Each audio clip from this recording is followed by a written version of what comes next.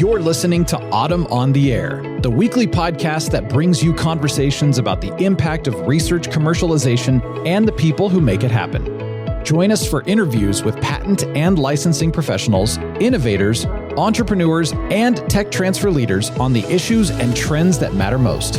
Keep listening for an inside track on the people, IP policies, and politics changing our world.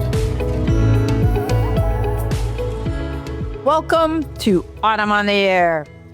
Today we're exploring a topic that might surprise you, but I promise by the end of this conversation, you'll see just how deeply it connects to the work we do every day in tech transfer.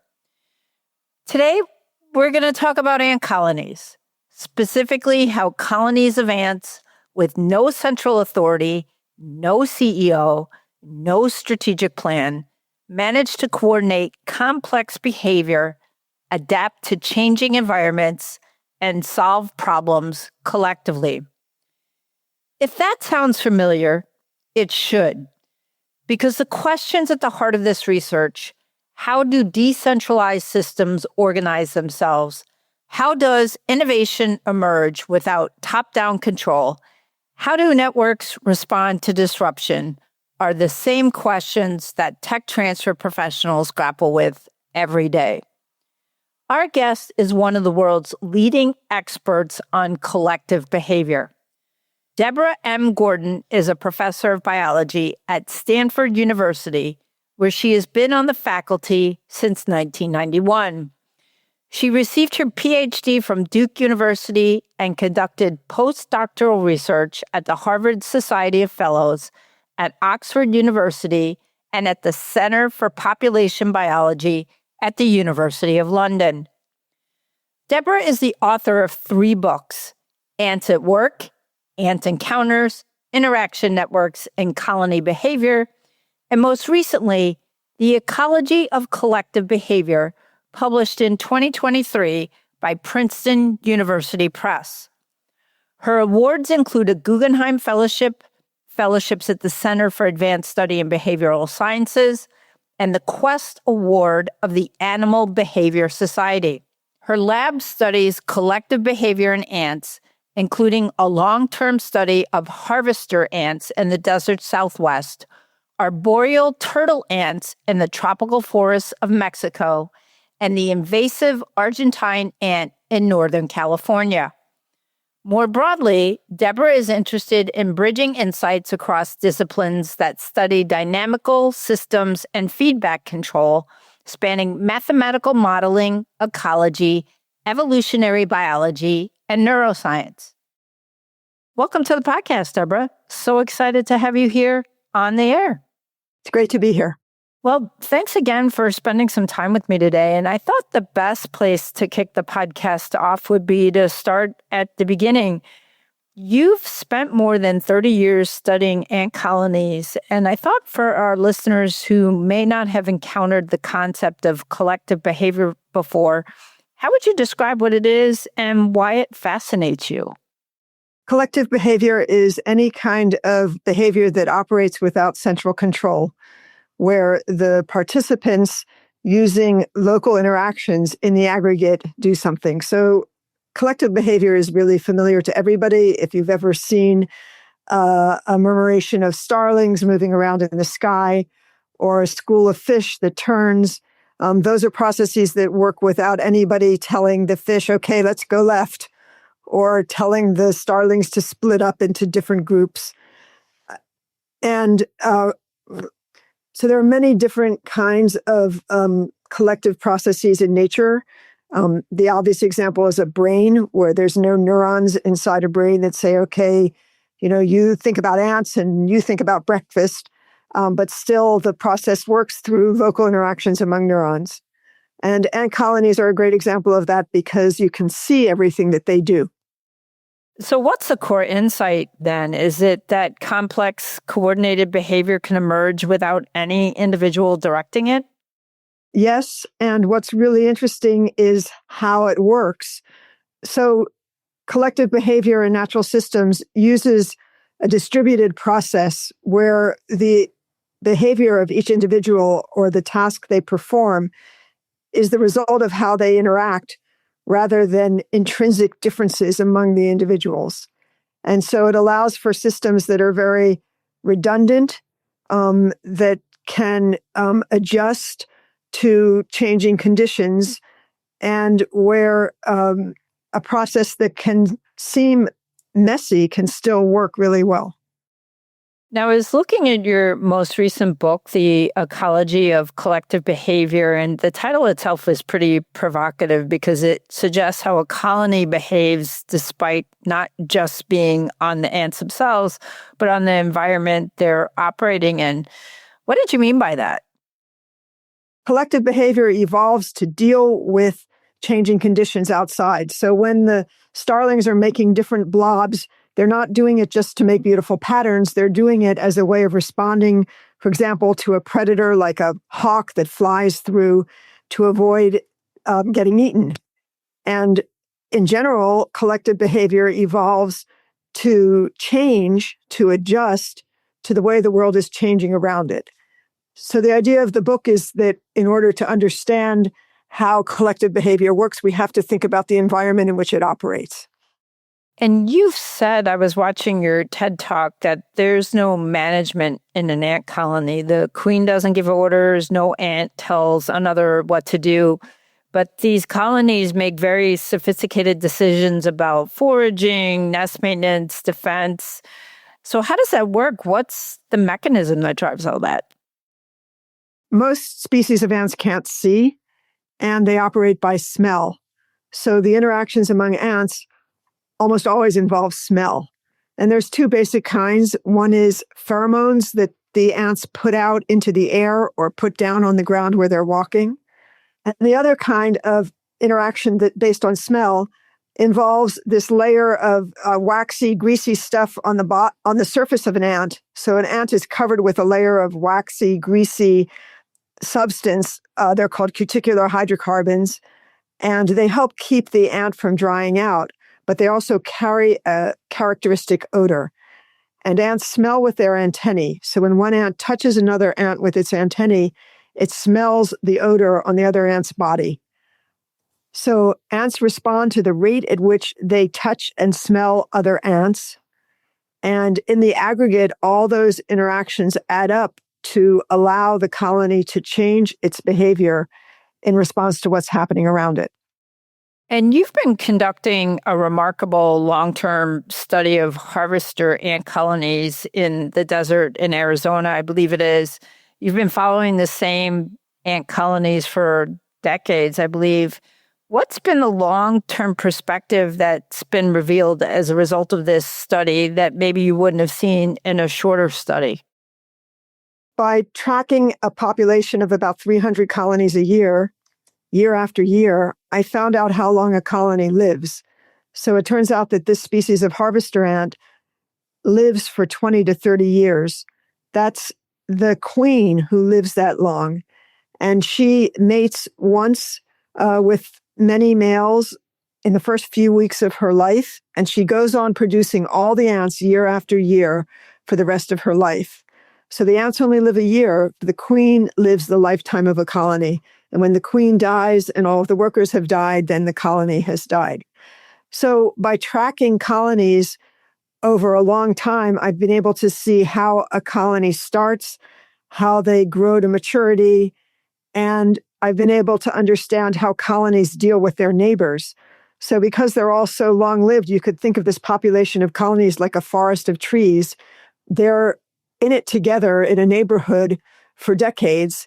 And because colonies are different in how they manage their collective behavior, the neighborhood matters.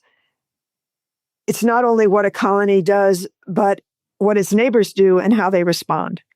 If I hadn't followed colonies over time, I wouldn't have been able to see how a colony grows up, how colonies are different, and how they interact with their neighbors over a long time. And environment has also been an interesting approach that you've taken too, because you also study these arboreal turtle ants in tropical forests and the invasive Argentine ant in California. So talk to us a little bit about how collective behavior differs across these different species and environments. I'm assuming you've seeing maybe some universal principles or maybe not? Do each species have their own playbook, so to speak? Comparing the harvester ants in the desert and the turtle ants in the tropical forest gives us a way to see how differences in the environment have shaped the evolution of different kinds of collective behavior. So the harvester ants live in the desert. They eat seeds. The seeds don't change very often. They're blown in by the wind. They're scattered around, and they basically sit there unless an ant or another species of ant comes and gets them. They don't have a lot of competition, so they actually live in a pretty stable environment. And the basic ecological problem that they have to deal with is water stress. So an ant loses water to evaporation being out in the desert air, and they get their water from the seeds that they eat. So they have to spend water to get water. And their collective behavior has evolved to deal with this. They have a pretty centralized system that's fairly slow, so they adjust quite slowly.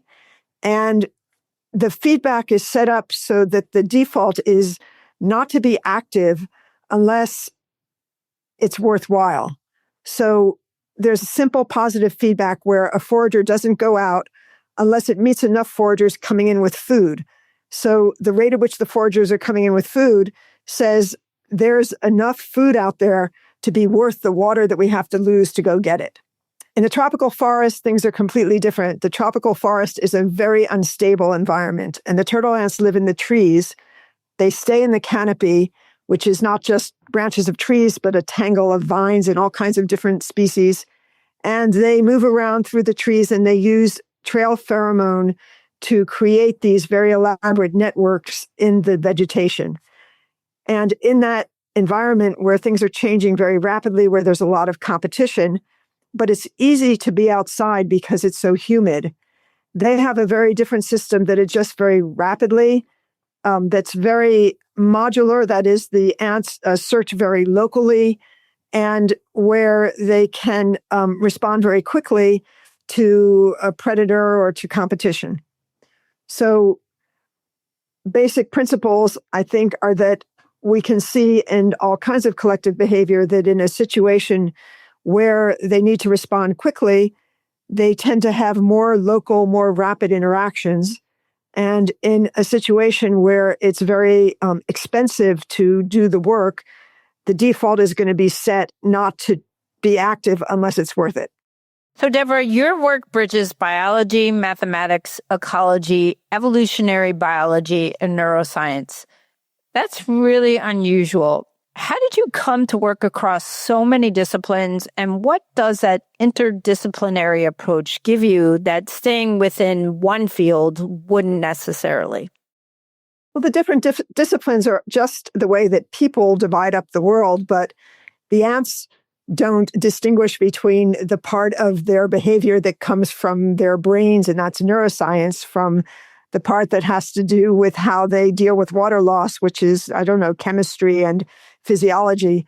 So I find it really helpful to talk with people who have different perspectives, because together we can work to understand things that wouldn't really make much sense if you just look from the perspective within a single field. Now, I want to turn a little bit to our audience here and try and make an explicit connection to what our listeners do. Tech transfer professionals work in a world of decentralized network. They work with researchers, entrepreneurs, investors, industry partners, and regulators, where no one person is in charge of the whole system. When you look at innovation ecosystems function, do you see parallels to the collective behavior you study in ants? I think the best parallels between collective behavior in ants and our systems, like our engineered systems, for example, for data transfer, I think you can get the best perspective on the parallels by zooming out. So people bring to their work and their thinking individual identity, and that matters a lot to us, and we can't really function without it. But the way that we can understand what ants are doing, we know that they just use the rate at which they interact. And an ant doesn't care if it meets ant number 32 or ant number 677. So their system doesn't use individual identity. So the parallels between ants or brains or engineered networks come from zooming out enough to think about how the networks operate rather than what each individual is thinking about what it's doing. One concept in your work that resonates powerfully is task allocation. How colonies decide which ants do which jobs without assigning roles from above. In a tech transfer office, we're constantly making resource allocation decisions.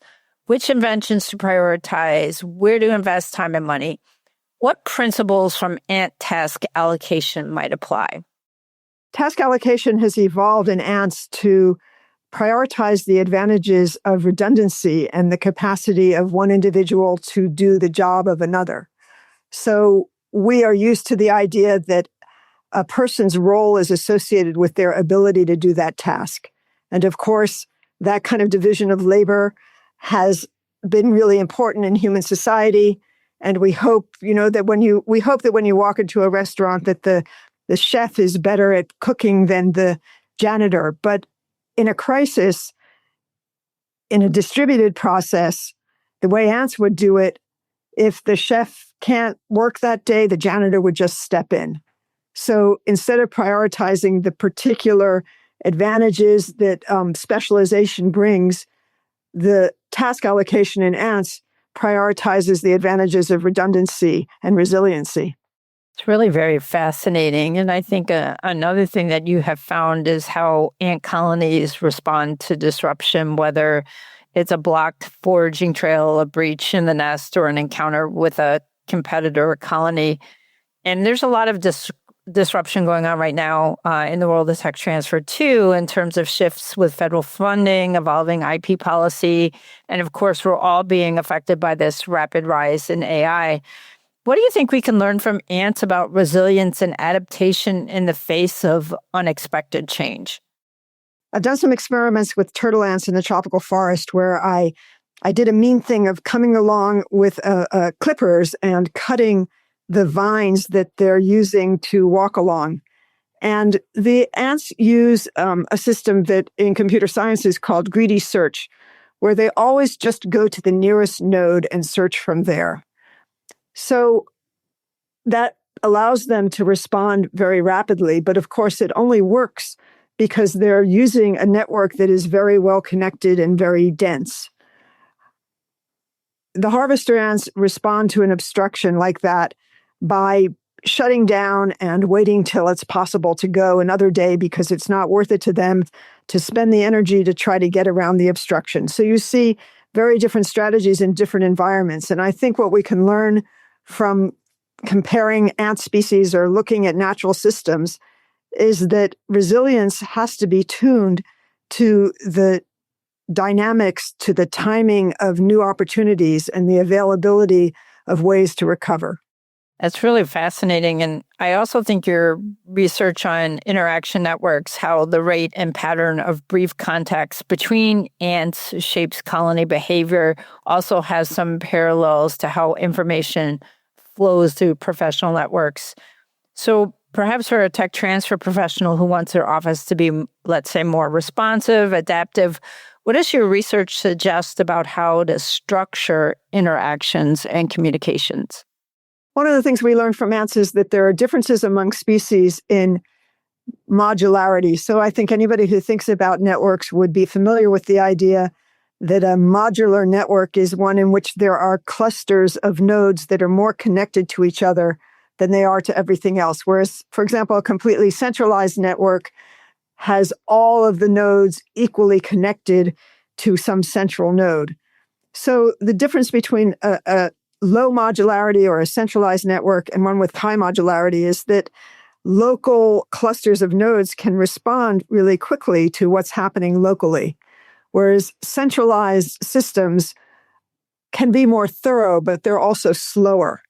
So I think that one of the ways that we could think about organizing any network would be to ask, what is the time scale and the spatial scale? How often do you have to respond, and how far away are the disturbances that you have to respond to, and try to organize the network so that it fits the structure of the things that happen that you have to respond to. I read that your research inspired researchers in computer science, robotics, and distributed systems. Can you tell us about some of the applications or technologies that have drawn on insights from ant behavior?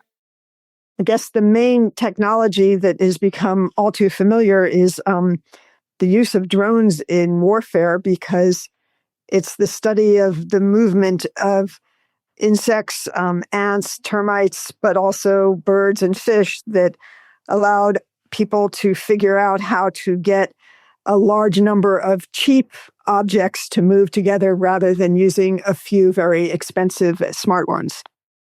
With AI now transforming nearly every sector, I'm curious about your perspective because AI systems are increasingly distributed and operate within emergent properties. Do you see connections between how ant colonies process information and how AI systems are being designed? Well, there's nobody programming an ant colony. Yeah, exactly. And I think it's important to remember that even though we see language models doing things that we don't have a way to track exactly how it did it, we still know that it did it because a person programmed it to do it that way. You've drawn connections between ant colonies and neuroscience. This idea that brains and colonies both operate as networks of simple units that produce complex outcomes. What is the most important insight from that comparison, and what does it suggest about how complex systems work in general? The more we understand about brains and the more we understand about ant colonies, we see that there are many different ways that a network of simple interactions can be organized, and it gives very different outcomes. So I think it opens the way to think more about the diversity of collective behavior and all the different kinds of ways that we can design networks to do very different things. Deborah, you've been at Stanford since 1991 and have seen the university's innovation ecosystem evolve enormously. As someone who studies how systems adapt and self-organize, how do you view the way universities are approaching the translation of research into real-world impact? Well, as you said before, it's a very difficult time because it's hard for everybody at every level of the university, from the undergraduates to the faculty, to predict what is going to happen, what kinds of work will be available, what kinds of support for the work we do that we can depend on. And so I think we're really in a time of a lot of uncertainty where people need to try to work out what we have to keep going despite all the ways things are changing. Now, what about collective behavior are you most excited to answer next? Where is your research headed these days? In the harvester ant system in the desert, we have to think about climate change because it has become so much hotter and drier so quickly. And while even 15 years ago, I was thinking mostly about how natural selection might shape the collective behavior of the species over many generations, the climate is changing so quickly that now I wonder if they will have time to adapt through evolution, and instead how they're going to survive. And unfortunately, we as humans face very similar problems. So the harvester ants are dealing with water stress, and so are we. Yeah, water stress. I don't know, have they been subject to any kind of wildfires down there or not really? There have been fires, but that whole southwest part of the country is fed by the two main rivers. So there's a lot of dispute now about how to divide up the Colorado River, which doesn't have as much water as it used to. And on a much smaller scale, the ants are dealing with partitioning foraging area and water with each other. And the contrast is that the ants are constrained by their biology to do what they've always done, even if the environment is changing. And we have to hope that we can do better. Absolutely. Absolutely. Now, finally, before I let you go, for a listener who may be really fascinated by this topic and wants to learn more, Where do you suggest they start? Are there some of your books or your TED Talk? Where would be the best entry point? Well, when I listen to my TED Talk, which actually I haven't done for a while, but we've learned a lot more since then, but that is a good place to start. I wrote a book called Ant Encounters, which explains this idea that ants use simple networks of interaction to regulate their behavior. So that might be a good place to start. Yeah, your TED Talk is great. So I encourage people to start there and then move on to the books. The books are awesome. So Deborah, thank you so much for taking time with us today. This has been a fascinating conversation. Thanks so much. Deborah, this has been a truly extraordinary conversation. You've shown us that the principles governing ant colonies, decentralized coordination, adaptive networks, emergent problem solving are not just fascinating biology. They offer a powerful lens for understanding the complex systems we all navigate in tech transfer, innovation, and beyond. For our listeners, we'll include links in the show notes to Deborah's books, her lab at Stanford, and her TED Talks, so you can explore these ideas further. Whether you're building an innovation ecosystem, managing a portfolio of inventions, or simply curious about how complex systems organize themselves, there's something here for you. Thanks for listening to Autumn on the Air. We'll see you again next week. Thanks for listening to Autumn on the Air with Lisa Mueller. Get social with us and share your thoughts. You can tweet us at AUTM or visit us online at autm.net. We'll be back next week on the air. Be sure to join us.